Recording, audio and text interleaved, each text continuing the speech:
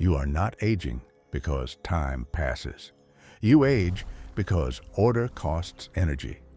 And the universe is running out of the energy it takes to keep you organized. Most people carry an implicit picture of aging as time's doing, as if time were a force that acts on bodies, wearing them down, accumulating damage, moving them inexorably toward deterioration. The older the body, the more time has acted on it. That picture is wrong. Time does not act on anything. Time is not a force.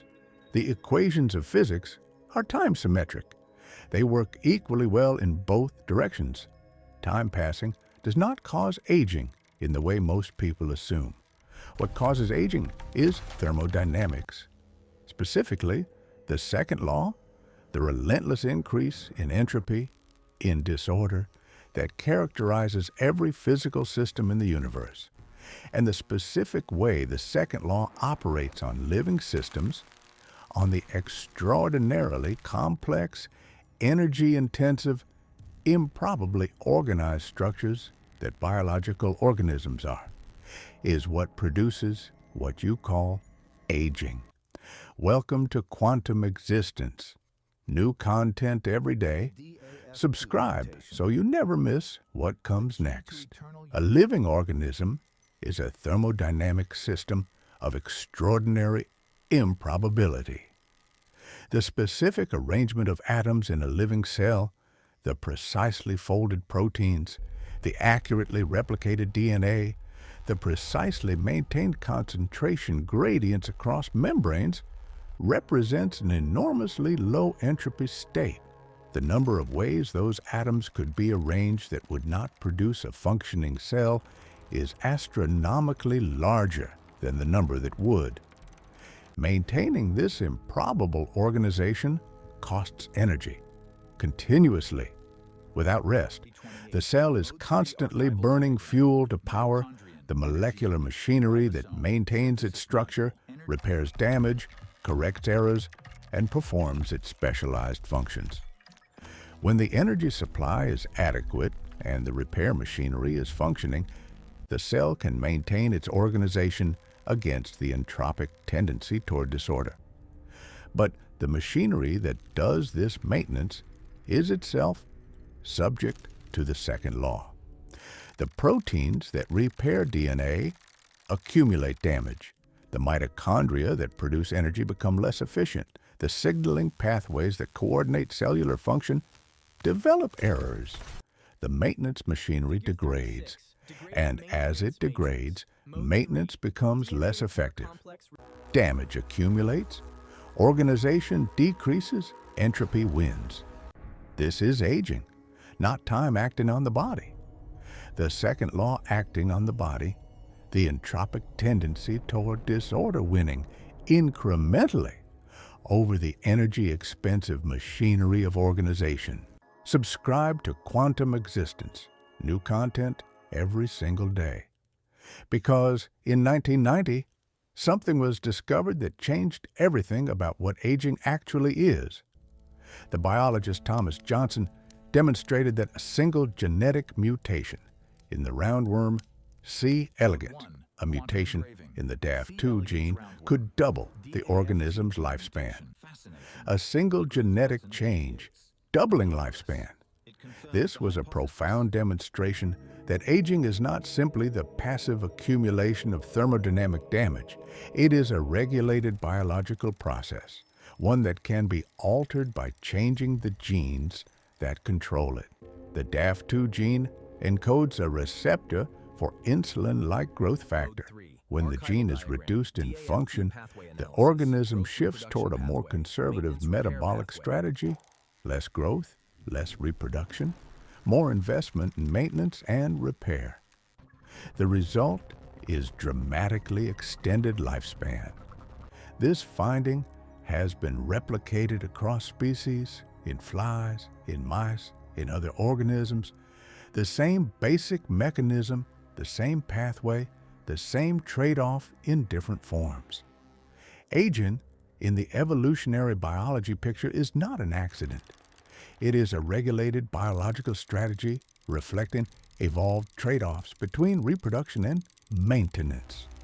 The organism can invest more in growth and reproduction at the cost of faster aging, or it can invest more in maintenance and repair, extending lifespan at the cost of slower growth. Evolution has set this dial differently for different organisms. And the dial can be moved. You do not age because time passes. You age because order costs energy, and the cost is accumulating. And the cost, it turns out, can be partially managed. Let me be specific about what the aging biology research has produced, because the practical implications are real, even if the picture is still incomplete. Caloric restriction, eating less, consistently extends lifespan in model organisms from yeast to rodents. The mechanism appears to involve the reduction of metabolic rate and the consequent reduction in the generation of reactive oxygen species, the molecular byproducts of metabolism that damage DNA, proteins, and lipids. Less metabolic activity, less damage generated, slower accumulation of entropy. Exercise activates pathways that enhance mitochondrial function, improve DNA repair, and reduce inflammatory signaling that accelerates aging. Not by reversing the thermodynamics, but by improving the efficiency of the maintenance machinery. Sleep, specifically the quality and duration, is when the brain performs its own maintenance, clearing metabolic waste through the lymphatic system, consolidating memory, repairing cellular damage that waking activity produces. Several compounds, rapamycin, metformin, NAD+ precursors, senolytics that clear senescent cells, extend lifespan in model organisms. Some are in human clinical trials. The goal is not immortality. The goal is health span extension, more years of healthy functional life before the accumulation of damage produces the deterioration we call aging. The second law wins eventually. The thermodynamics is real and the entropy increase is irreversible. But the rate at which it happens, the speed at which the maintenance machinery accumulates its own damage, is influenced by choices that are genuinely within your influence. You do not age because time passes. You age because order costs energy, and how you manage that cost through diet, through movement, through sleep, influences how efficiently the maintenance runs. That is not a trivial reframe. It is a more accurate picture of what is happening, and more accurate pictures tend to change what you do with them. Quantum existence. Where the equations end, the real questions begin.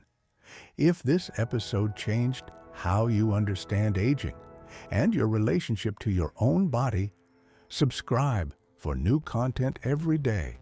Share it with someone who thinks aging is just what time does. And leave a comment. Does thinking of aging as the thermodynamic cost of organization, rather than the effect of time, change how you relate to your own body over time? We read every single one. Let me close with something about the thermodynamic picture of aging that I think genuinely changes how you might relate to your own body over time. Most people experience aging as something happening to them, something external. Time acting on the body, producing results they did not choose and cannot control. The thermodynamic picture reframes this. Aging is the cost of the energy-intensive organization that makes you possible.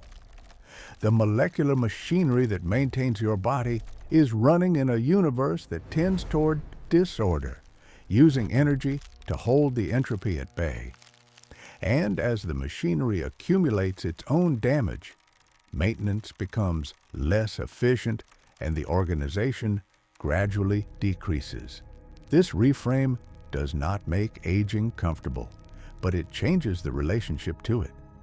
The aging body is not a failure. It is a record, a physical record of the energy spent maintaining its organization against the entropic tendency of the universe.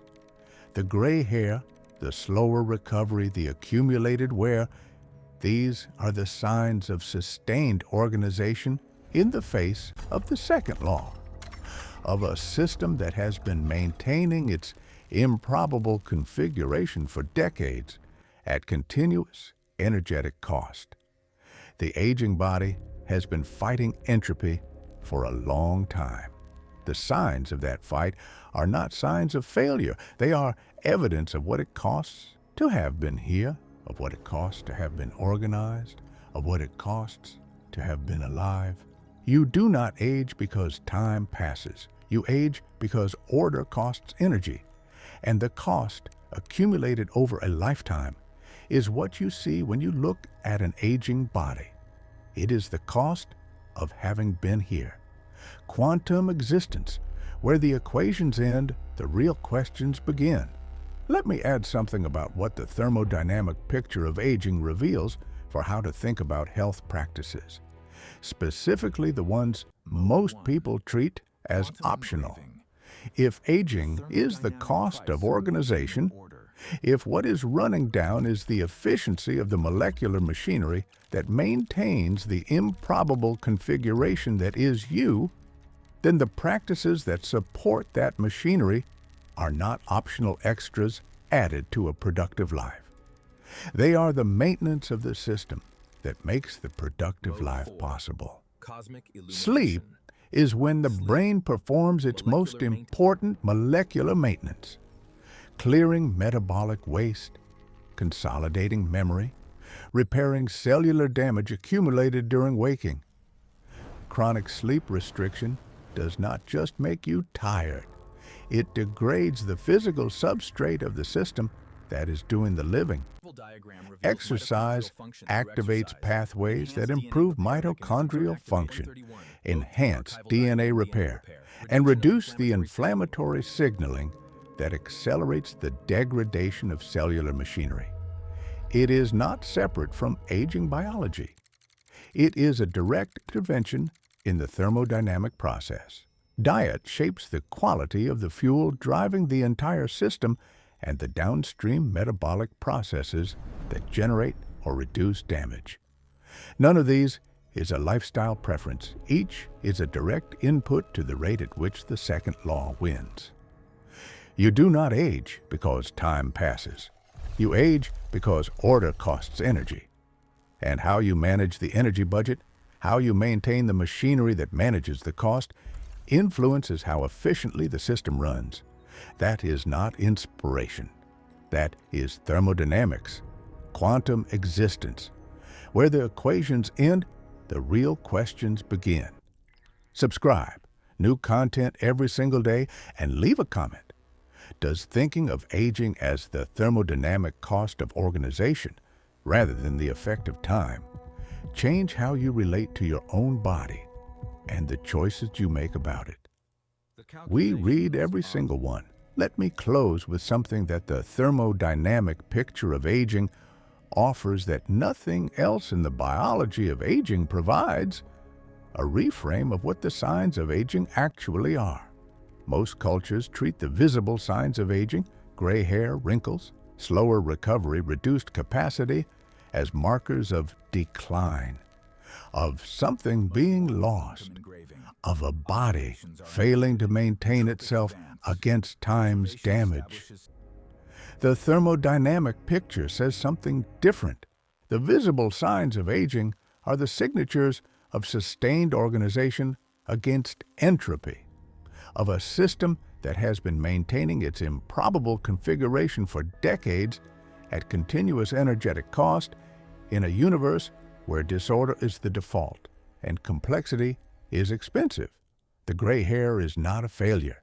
It is the mark of a system that ran the chemistry of pigmentation for 50 or 60 years before the maintenance machinery for that specific function began to accumulate its own errors. The slower recovery is not weakness. It is the sign of repair machinery that has been doing its job for decades and is now operating with less margin, as any machine would after extended use without replacement. The aging body is not a declining body in the sense of a body that has failed. It is a body that has been here, that has been organized, that has paid the thermodynamic cost of its own existence across a long stretch of time. Those costs are real. The signs of those costs are real. And what they mark is not failure. It is tenure, the physical evidence of having been here long enough for the entropy to show. You do not age because time passes. You age because order costs energy. And what the aging body carries in its signs of that cost is the record of a long and expensive existence. That is not nothing. That is everything. Quantum existence, where the equations end, the real questions begin.